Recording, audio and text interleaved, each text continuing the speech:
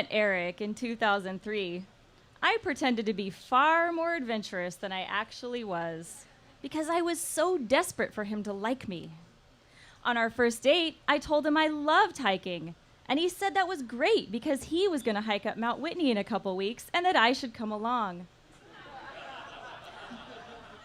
What I'd meant was that I loved strolling around Torrey Pines in my flip-flops. What he'd meant was we're going to climb the tallest mountain in the contiguous U.S. in a 15-hour death march. But my will to impress him was so powerful that it drove me up and down that 14,000-foot mountain in one breathless, miserable day, achieving what's considered to be one of the most formidable rites of passage among the extreme day hiker community. The result of this lust-fueled summit was that it caused Eric to grossly misjudge me. He saw a tough, fearless, adventurous woman. I saw a scared, weak girl who would stop at nothing to get this guy to love her. And I didn't bother to reveal my true self to him for the next 10 years. Until a trip to Alaska, one of the wildest, most remote places on Earth, yanked it out of me. In the weeks leading up to our trip, Eric figured out the logistics, while I evaluated our chances of megafauna survival. I spent hours online, obsessively combing through bear safety information. I dreamt of gruesome bear attacks by night and woke up each morning filled with such an immense sense of dread that I'd grab my phone to Google bears before I even got out of bed. I recognized the crippling anxiety taking hold of me because I'd felt it before, but I didn't understand it enough to know how to tame it, let alone how to articulate this feeling to Eric. This was an anxiety that never truly waned. It simply changed shape. Just when I thought it had vanished, it popped up somewhere else, like when someone gets liposuction in their belly, but the fat just really wants to stick to them, and the next thing they know, they have inexplicable fat deposits in their upper arms. Eric had held my hand while I had panic attacks on airplanes and consoled me when I broke the news to him that I was dying of AIDS. I had diagnosed myself with the help of a yeast infection medicine insert, which said that recurring yeast infections can be a symptom of HIV, which means they are a symptom of HIV.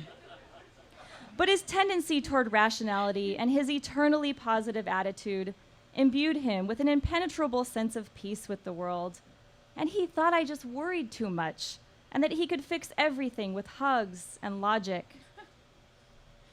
As I continued my bear research, I shifted my search terms from bear safety in Alaska to fatal bear attacks in Alaska, seeking further evidence with which to torment myself.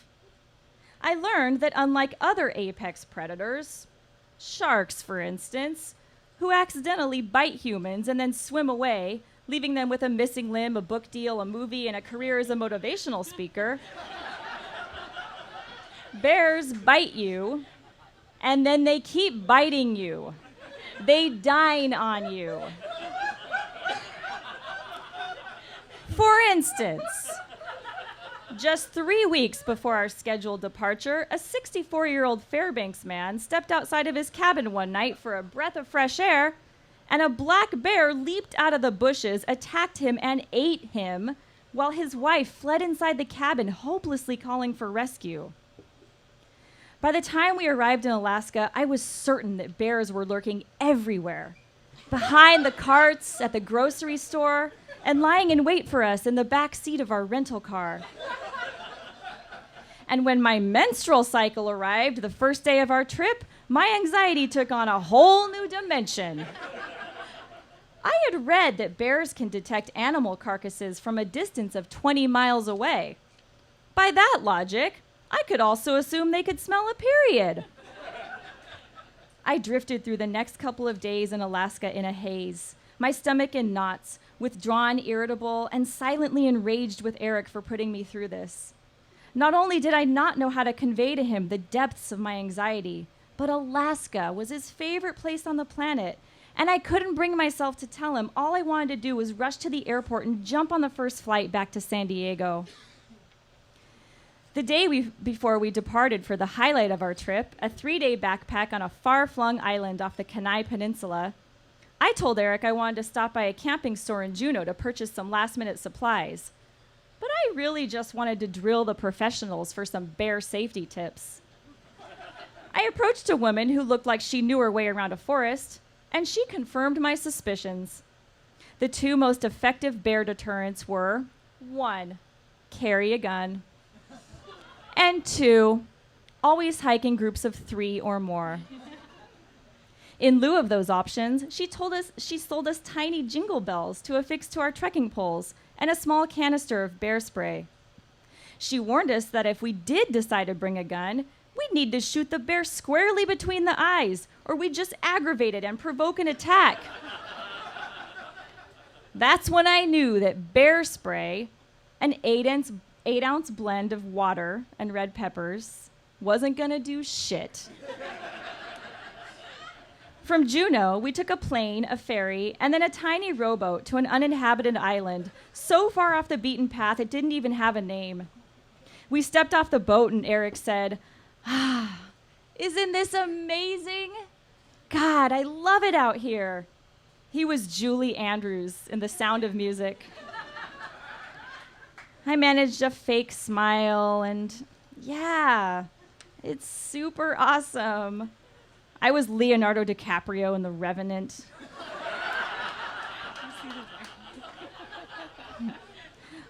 1 mile into a 12-mile hike to an isolated forest cabin, we stumbled upon a massive mound of steaming, berry-infused scat that stopped me dead in my tracks.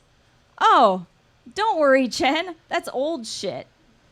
Eric lied as he kept on walking. Did he mean it'd been shot out by an old, feeble bear? Or was he really trying to make me believe a bear shit that out a week ago and wandered off, far away from us? I trampled over every fresh pile of shit. Each one plopped right down in the middle of the trail with a renewed sense of foreboding. By about shit number 50, I was trembling and soundlessly crying behind the crunch of Eric's footsteps in the brush, wiping away my tears before they fell onto my cheeks, refusing to let him see my terror. I had to pull off the trail to change my disposable menstrual cup, and though I wanted to chuck that thing into the river, I was a leave-no-trace type of backpacker, and I knew that pack in, pack out applied to period trappings too. So I tucked the cup into a Ziploc bag and sealed it. And then I stuffed that bag into a Target bag and knotted it. And then I stuffed that bag into another Target bag and knotted it. And I shoved it into a pocket on the outside of my backpack. Even though I'd Russian dolled that blood bag, I might as well have been carrying a side of rotting elk on my back.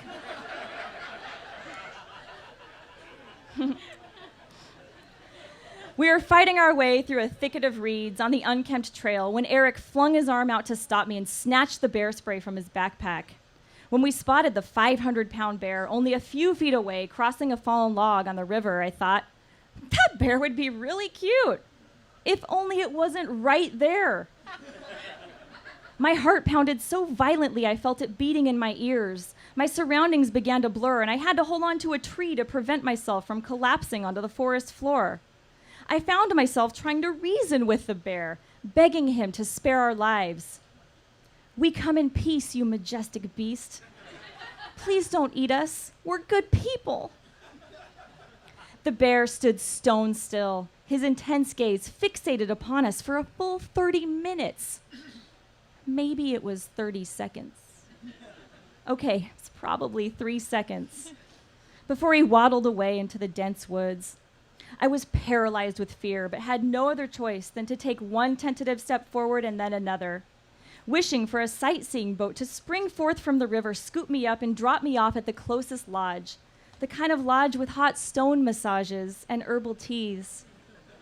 But we were utterly alone on this island, which told me that nobody else wanted to be caught dead out there. Eric forged ahead like nothing had happened, thoroughly relaxed and invigorated by nature. trying to calm me down by telling me bears for sure didn't want to eat us because there was plenty of salmon in the river this time of year. Being that I was a Google-certified bear expert, I suggested that we make noise to alert the bears of our presence, even though my throat had closed so tightly I could barely speak. Eric suggested a game where we would go through the alphabet and say words that started with each letter, just to make sounds continuously come out of our mouths. He said, apple. I said, asshole. He said, berries. I said, bastard. By the letter F, I was in the game all by myself, and Eric teetered on the edge of exasperation. He was totally unconcerned about the looming threat of ursine violence around every cedar tree. Plus, it's impossible for someone who's never had an anxious day in his life to fathom the nightmare of being hunted by one's own mind. By the time we reached the cabin that afternoon, I decided I was going to imprison myself inside of it until the National Guard helicopter arrived. I didn't set foot outside the cabin the entire night, not even to go to the bathroom. I peed and bled inside of a dry bag next to my sleeping bag, and Eric mercifully dumped the contents outside. The next morning, I worked up enough courage to step outside onto the cabin's raised porch to go to the bathroom off the ledge. When I noticed the wild blueberry bush underneath me, I immediately regretted not plucking the blueberries off that bush first to toss into my morning oatmeal, but reminded myself that blueberry foraging and blueberry toileting would have taken way too long.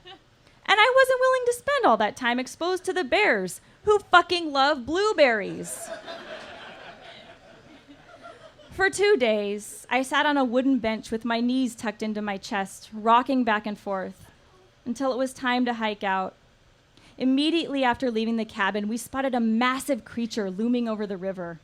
This bear stood 10 feet tall on his hind legs, in that adorable pose bears strike to make it look like they want to dance with you. He was trying to grab a salmon with his hands, which seemed like the least effective way to go fishing ever. But it obviously worked, because that bear appeared to have fattened himself up for all the coming winters of his life. When Eric saw the bear catching salmon, he thought, what a great idea! So he pulled his fishing rod from his pack and cast his line, forgetting he was on a guy's trip with a woman who was petrified and filled with blood. I sat on a rock and waited, bear spray in one hand and trekking pole in the other, keeping a vigilant watch over our bags of food and blood, and resigned myself to my fate. I was going to have to hike out of this godforsaken place alone because he was about to get mauled by a giant grizzly bear. We made it back to the trailhead where, for the first time since we'd arrived in Alaska, I could finally breathe. As our boat departed from the shore, I felt like the traumatized lone survivor in an 80s horror movie. Being whisked away in a police car, wrapped in a brown blanket with the forest fading away in the background. I looked back at the island and, for the first time, caught a glimpse of something I'd really only see in pictures weeks later. The most breathtaking scenery I'd ever laid eyes upon.